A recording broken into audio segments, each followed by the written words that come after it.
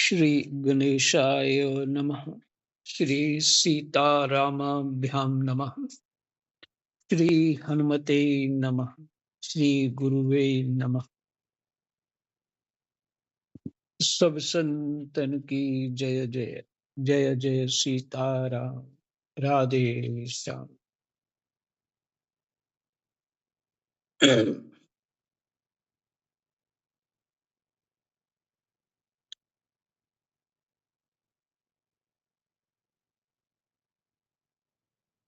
दशम स्कंद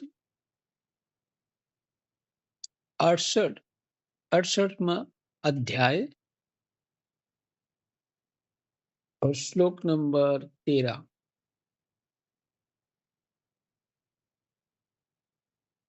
सांब को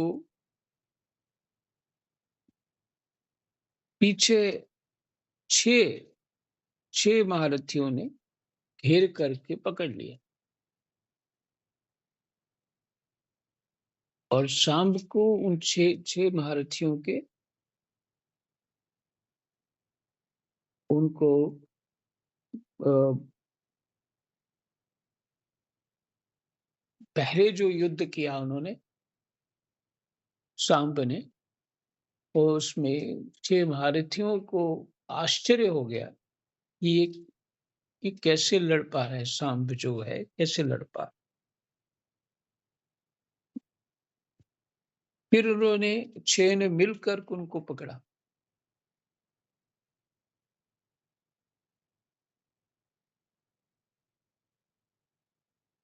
तो कहते हैं, सुखदेव जी महाराज कह रहे हैं, इसके बाद उन छहों वीरों ने, ये 11वां पढ़ रहा हूं, 11वां, इसके बाद उन छहों वीरों ने एक साथ मिलकर सांब को रथहीन कर दिया, जिसमें कर्ण इत्यादि और भी थे।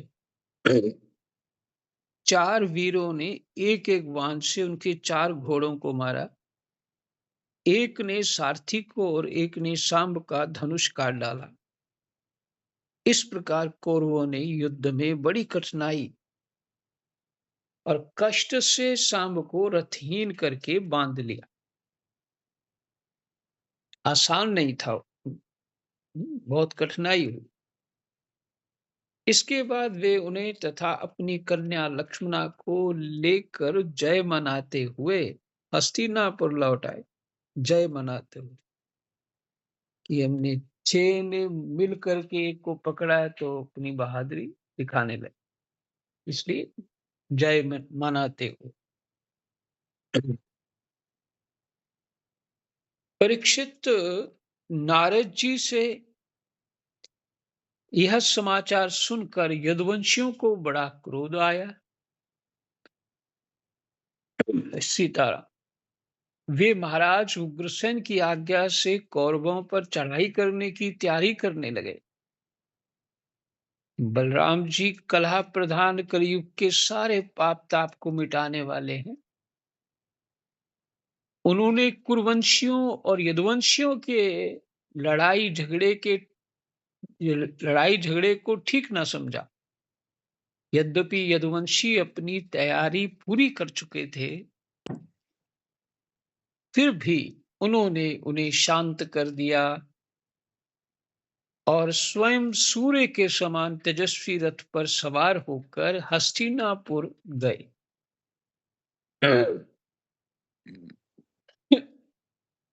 बलराम जी तो अकेले ही बहुत हैं।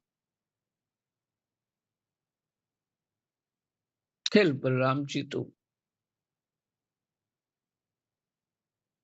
लक्ष्मण जी ने कहा ना कि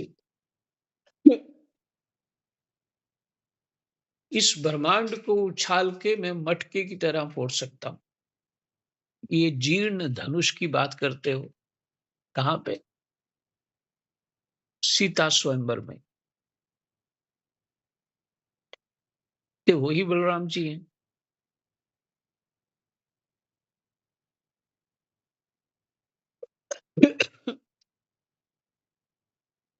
तो अकेले गए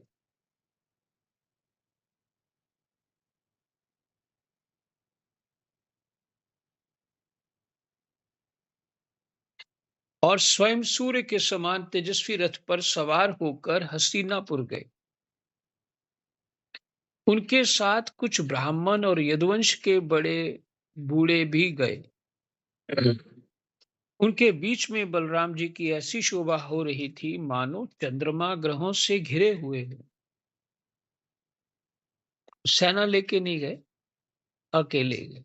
मन बड़े बूढ़ों के साथ ले गए, ब्राह्मणों को ले गए, सैनिकों को साथ नहीं ले गए। हस्तिनापुर पहुंचकर बलराम जी नगर के बाहर एक उपवन में ठहर गए और कौरव लोग क्या करना चाहते हैं इस बात का पता लगाने के लिए उन्होंने उद्धव जी को धृतराष्ट्र के पास भेजा।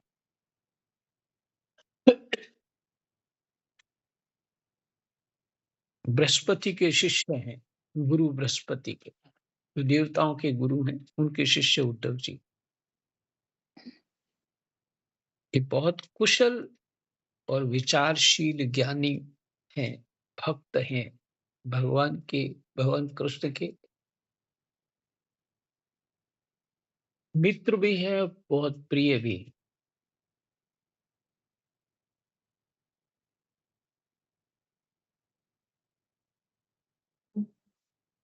उद्धव जी ने कौरवों की सभा में जाकर धृतराष्ट्र, भीष्म पितामह, द्रोणाचार्य, बाहलीक और दुर्योधन की विधि पूर्वक अभ्यर्थना वंदना की और निवेदन किया कि बलराम जी पधारे हैं। अपने परम हितैषी और प्रियतम बलराम जी का आगमन सुनकर कौरवों की प्रसन्नता की सीमा ना रही। वे उद्धव जी का विधिपूर्वक सत्कार करके अपने हाथों में मांगलिक सामग्री लेकर बलराम जी की अगवानी करने चले।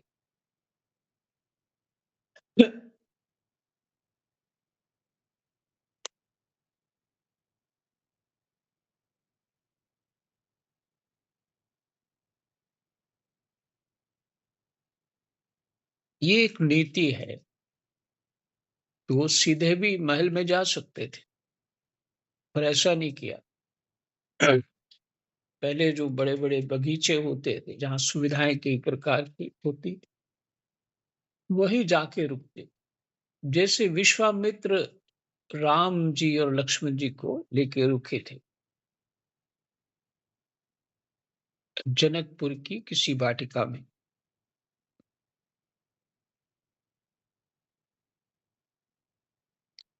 फिर अपनी-अपनी अवस्था और संबंध के अनुसार सब लोग बलराम जी से मिले तथा उनके सत्कार के लिए उन्हें गौ अर्पण की एवं अर्घ्य प्रदान किया। उनमें जो लोग भगवान बलराम जी का प्रभाव जानते थे,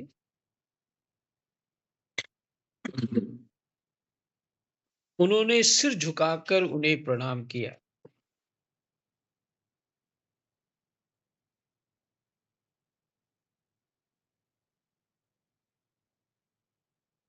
तदनंतर उन लोगों ने परस्पर एक दूसरे का कुशल मंगल पूछा और यह सुनकर कि सब भाई बंधु सकुशल हैं, बलराम जी ने बड़ी धीरता और गंभीरता के साथ यह बात कही।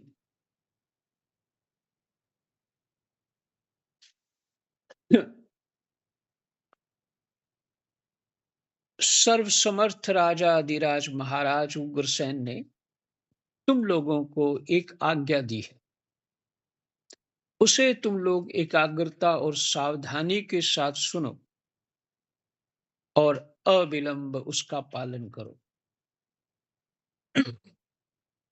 उग्रसेन जी ने कहा है, हम जानते हैं कि तुम लोगों ने कईयों ने मिलकर अधर्म से अकेले धर्मात्मा सांब को हरा दिया और बंदी कर लिया है।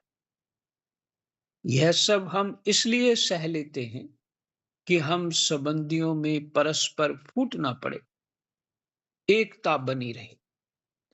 अतः अब झगड़ा मत बढ़ाओ सांब को उसकी नववधु के साथ हमारे पास भेज दो। बलराम जी का तो ढंग बहुत निराला है और वैसे उनको और किसी तरह कहने की आवश्यकता भी नहीं है। परीक्षित बलराम जी की वाणी वीरता, शूरता और बल पौरुष के उत्कर्ष से परिपूर्ण और उनकी शक्ति के अनुरूप थी। जो उन्होंने कहा, इस सब उनके अनुरूप थी।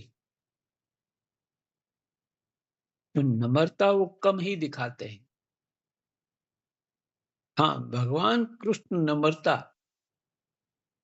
और नीति, चतुराई सब कुछ दिखाते हैं।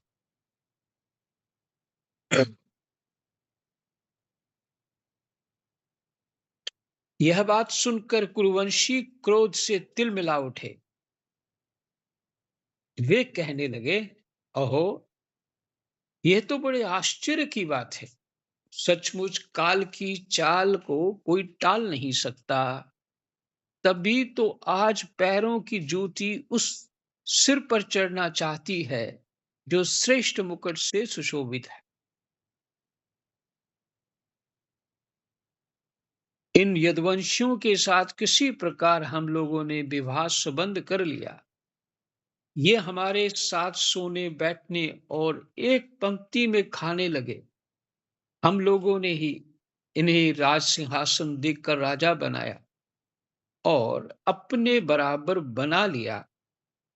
ये यदुवंशी चंवर, पंखा, शंख, श्वेत छत्र, मुकुट, राज सिंहासन और राजोचित शैया का उपभोग इसलिए कर रहे हैं कि हमने जानबूझकर इस विषय में उपेक्षा कर रखी है।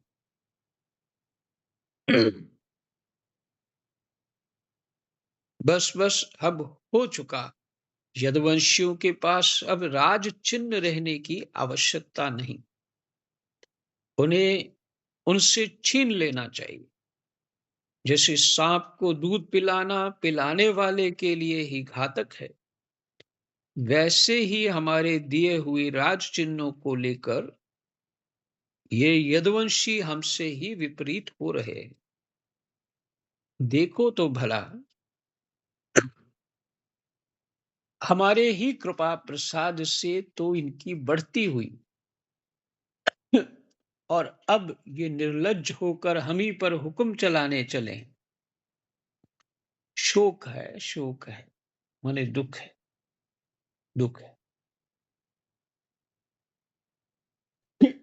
हे राम, जैसे सिंह का ग्रास कभी भेड़ा नहीं छीन सकता, वैसे ही यदि भीष्म, द्रोण, अर्जुन आदि कौरव वीर जानबूझकर ना छोड़ दें, ना दे दें, तो स्वयं देवराज इंद्र भी किसी वस्तु का उपभोग कैसे कर सकते हैं?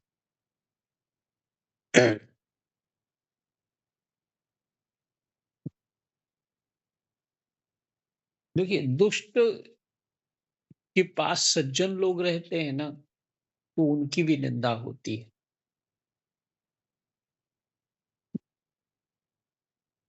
जैसे रामायण में है, रामायण में नहीं है ये, दूसरे गोस्वामी के 12 ग्रंथ हैं छोटे छोटे, उनमें है वर्णन। महिमा घटी समुद्र की, रावण बसो पड़ोस। समुद्र कभी बांधा नहीं जा सकता, उससे पुल नहीं बनाया जा सकता, पर वो उसको भी बांध दिया और समुद्र की महिमा घट गई। कारण, रावण बसो पड़ोस। समुद्र के किनारे रावण रहता था। तो ये दृष्टांत देते हैं गोस्वामी जी, गोस्वामी तुलसीदास जी। हम्म, तो ये भीष्म, द्रोण और ये सब अर्जुन आदि कौरव वीर जो है, ये वहां रहते हैं। तो इसलिए दुर्योधन आदि दुष्ट लोग इस तरह से और हैं, पर इसमें लगता है दुर्योधन नहीं है, क्योंकि शायद दुर्योधन जो है वो बलराम जी का मल्ल युद्ध में चेला है, उससे शिक्षा प्राप्त करी। तो गुरु लगे बलराम जी दुर्योधन के। श्री सुखदेव जी कहते हैं, परीक्षित, कुरुवंशी अपनी कुलीनता, बांधवों, परिवार वालों, भीष्मादि के बल और धन संपत्ति के घमंड में चूर हो रहे थे। उन्होंने साधारण शिष्टाचार की भी परवाह नहीं की और वे भगवान बलराम जी को इस प्रकार दुर्वचन कहकर हस्तिनापुर लौट गए। बलराम जी ने कौरवों की दुष्टता, अशिष्टता देखी और उनके दुर्वचन भी सुने। अब उनका चेहरा क्रोध से तमतमा उठा।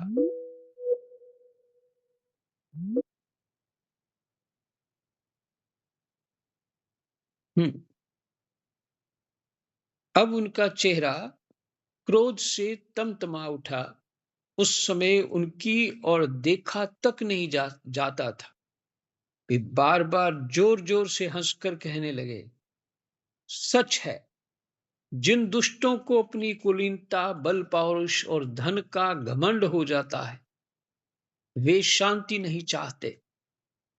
उनको दमन करने का, रास्ते पर लाने का उपाय समझाना बुझाना नहीं, बल्कि दंड देना है।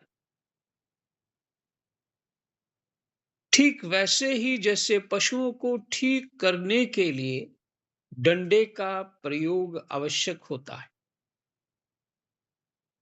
भला देखो तो सही, सारे यदुवंशी और श्री कृष्ण भी क्रोध से भरकर लड़ाई के लिए तैयार हो रहे थे।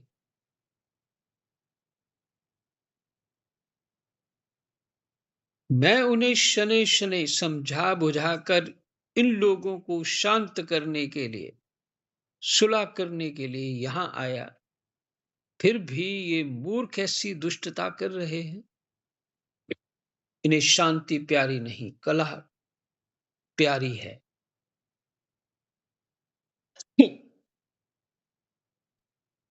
ये इतने घमंडी हो रहे हैं कि बार बार मेरा तिरस्कार करके गालियां बक गए। ठीक है भाई, ठीक है। पृथ्वी के राजाओं की तो बात ही क्या, त्रिलोकी के स्वामी इंद्र आदि लोकपाल,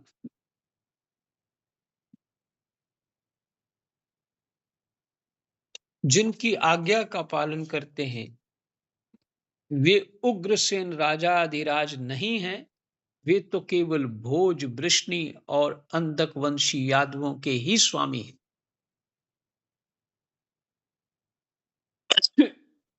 क्यों? जो सुधर्मा सभा को अधिकार में करके उसमें विराजते हैं और जो देवताओं के वृक्ष पारिजात को उखाड़ कर ले आते और उसका उपभोग करते हैं, वे भगवान श्री कृष्ण भी राज सिंहासन के अधिकारी नहीं। अच्छी बात है कि बलराम जी बोल रहे हैं कि भगवान कृष्ण भी राज सिंहासन के अधिकारी नहीं है क्या? सारे जगत की स्वामिनी भगवती लक्ष्मी स्वयं जिनके चरण कमलों की उपासना करती हैं, वे लक्ष्मीपति भगवान श्री कृष्णचंद्र छत्र, चंवर आदि राजोचित सामग्रियों को नहीं रख सकते।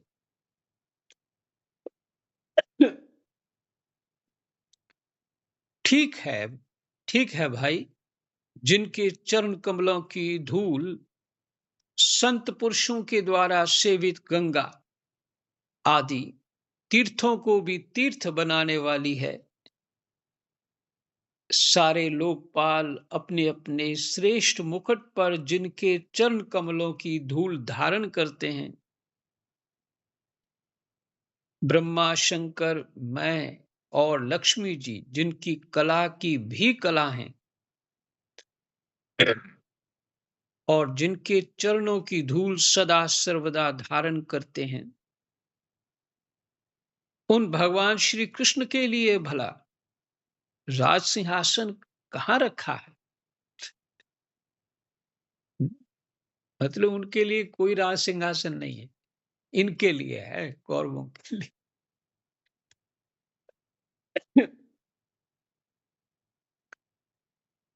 क्योंकि उग्रसेन ही राजा हुए, तो भगवान जिनकी सेवा करते हैं, जिनकी रक्षा करते हैं, ये तो कौरवों को पता ही है। बलराम जी के बारे में भी पता है, कृष्ण के बारे में भी पता है, यदुवंशियों के बारे में भी पता है। लेकिन वही भीष्म पितामह, द्रोण, शुक्राचार्य इत्यादि कर्ण जो ये सभी महापुरुष हैं, इनके बल बल के कारण कौरव बहुत उछल रहे हैं। हुँ, और भी महापुरुष हैं वहाँ, अ, भूरिश्रवा करके हैं, ऐसे और बहुत सारे हैं। तो महाभारत तो पढ़ने योग्य ग्रंथ है, उसमें तो सब तरह का ज्ञान है, सब तरह का ज्ञान है। तो मेरी भी इच्छा हो रही है महाभारत लग के पढ़ने की, एक साथ।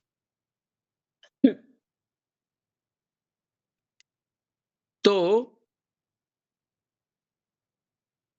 उन भगवान श्री कृष्ण के लिए भला राज सिंहासन कहाँ रखा है? बेचारे यदुवंशी तो कौरवों का दिया हुआ पृथ्वी का एक टुकड़ा भोगते हैं। क्या खूब हम लोग जूती हैं और ये कुरुवंशी स्वयं सिर है। उन्हें समुद्र के भीतर जो द्वारिका का निर्माण हुआ, वो तो भगवान की इच्छा से हुआ। इन्होंने क्या दिया? ठीक।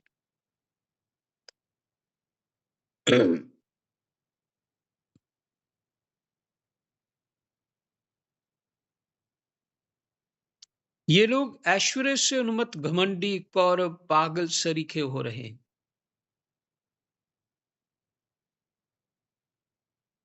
इनकी एक एक बात कटुता से भरी और बेसिर पैर की है। मेरे जैसा पुरुष जो इनका शासन कर सकता है, इन्हें दंड देकर इनके होश ठिकाने ला सकता है, भला इनकी बातों को कैसे सहन कर सकता है? आज मैं सारी पृथ्वी को कौरवहीन कर डालूंगा। इस प्रकार कहते कहते बलराम जी क्रोध से ऐसे भर गए, मानो त्रिलोकी को भस्म कर देंगे। वे अपना हल लेकर खड़े हो गए।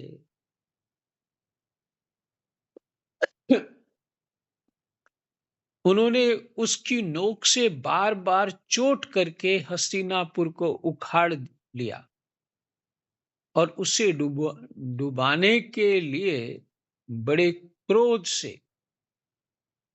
गंगा जी की ओर खींचने लगे। हल से खींचने पर हस्तिनापुर इस प्रकार कांपने लगा, मानो जल में कोई नाव डगमगा रही हो। जब कौरवों ने देखा कि हमारा नगर तो गंगा जी में गिर रहा है, तब वे घबरा उठे। फिर उन लोगों ने लक्ष्मणा के साथ सांब को आगे किया और अपने प्राणों की रक्षा के लिए कुटुंब के साथ हाथ जोड़कर सर्वशक्तिमान उन्हीं भगवान बलराम जी की शरण में गए।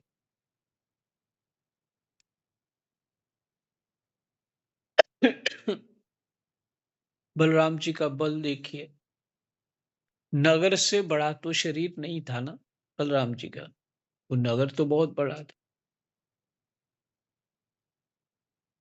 बलराम जी ने इस प्रकार उसको खोद डाला चारों तरफ से हल से एक ही बार में, और फिर पूरे नगर को अपनी हल से खींच करके जमुना जी में चलो। जन जमुना जी में नगर प्रवाह कर देते।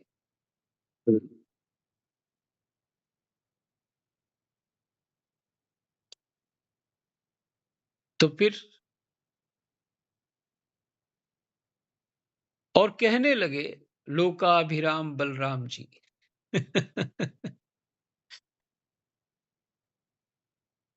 भूत उतर गया। हैं? अब लोकाभिराम कह रहे हैं। माने समस्त लोग आप में विराजमान हैं। आप सारे जगत के आधार शेष जी हैं। अब रूप दिखा इनका। हम आपका प्रभाव नहीं जानते। प्रभु, हम लोग मूढ़ हो रहे हैं। हमारी बुद्धि बिगड़ गई है। इसलिए आप हम लोगों का अपराध क्षमा कर दीजिए। आप जगत की स्थिति, उत्पत्ति और प्रलय के एकमात्र कारण हैं और स्वयं निराधार स्थित हैं। सर्वशक्तिमान प्रभु, बड़े बड़े ऋषि मुनि कहते हैं कि आप खिलाड़ी हैं और ये सब के सब लोग आपके खिलौने।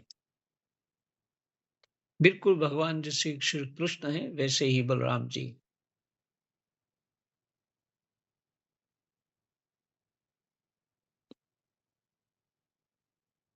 अनंत आपके सहस्त्र सहस्त्र सिर हैं और आप खेल खेल में ही इस भूमंडल को अपने सिर पर रखे रहते हैं।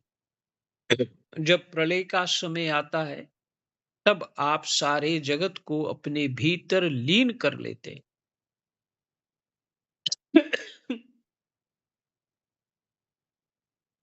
और केवल आप ही बचे रहकर अद्वितीय रूप से शयन करते हैं। अद्वितीय माने अकेले। भगवान, आप जगत की स्थिति और पालन के लिए विशुद्ध सत्वमय शरीर ग्रहण किए हुए हैं। आपका ये क्रोध, द्वेष या मत्सर के कारण नहीं है। यह तो समस्त प्राणियों को शिक्षा देने के लिए है। समस्त शक्तियों को धारण करने वाले सर्व प्राणी स्वरूप अविनाशी भगवान, आपको हम नमस्कार करते हैं।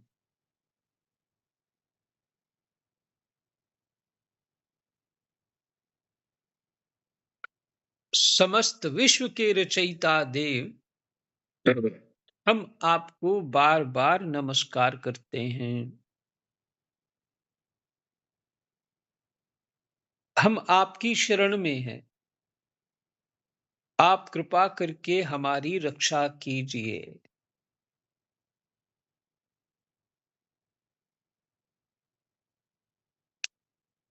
श्री सुखदेव जी कहते हैं, परीक्षित, कौरवों का नगर डगमगा रहा था और वे अत्यंत घबराहट में पड़े हुए थे। जब सबके सब कुरुवंशी इस प्रकार भगवान बलराम जी की शरण में आए और उनकी स्तुति प्रार्थना की, तब वे प्रसन्न हो गए और डरो मत ऐसा कहकर उन्हें अभय दान किया दिया।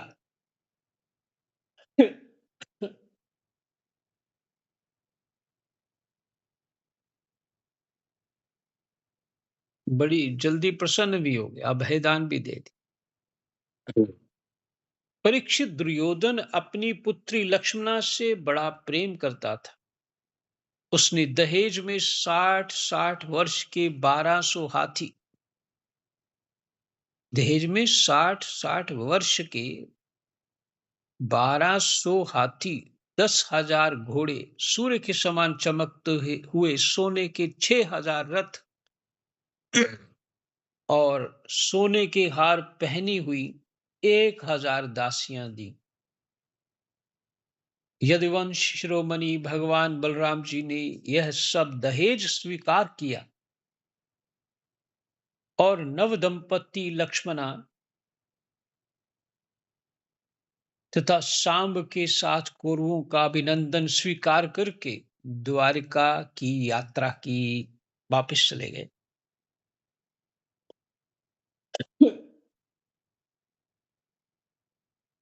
केवल नगर ही घसीटा था उन्होंने, तो इतना कुछ मिलने लग गया।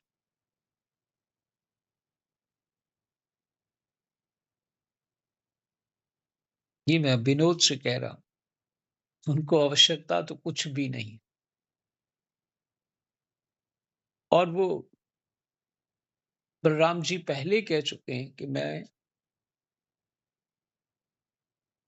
वो जो हमारे संबंधी हैं, संबंधियों के साथ कोई संबंध बिगड़े ना, इसलिए युद्ध नहीं करना चाहिए। वो हल के साथ पूरे नगर को तोड़-फोड़ भी कर सकते थे। पर उन्होंने उपयोग किया हल का, नगर को ही नदी में खींच लिया। इसलिए वो हस्तिनापुर अभी भी जो महल हैं, वो थोड़े टेढ़े हैं। हुँ।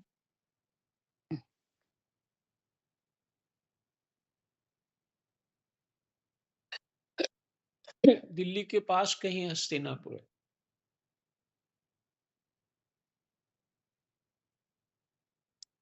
और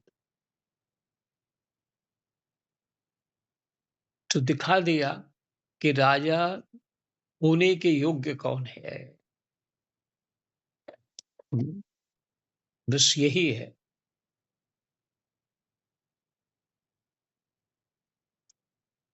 जीव को, साधारण जीव को समर्थ प्राप्त होता है, तो उसकी बुद्धि बिगड़ जाती है।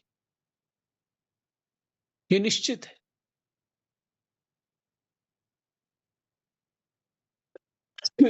राम,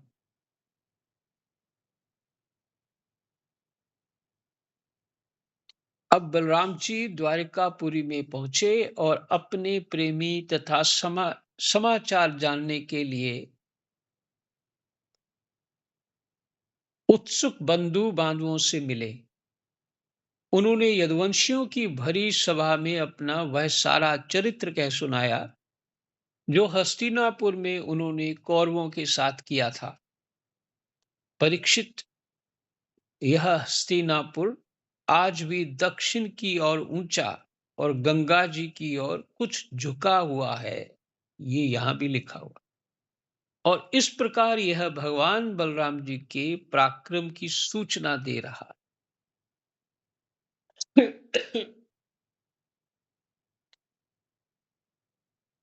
68वां अध्याय विश्राम।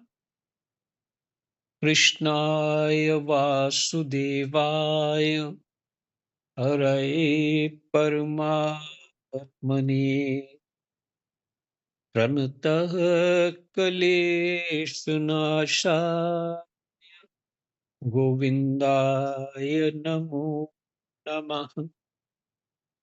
गोविन्दाय नमो नमः। जय जय।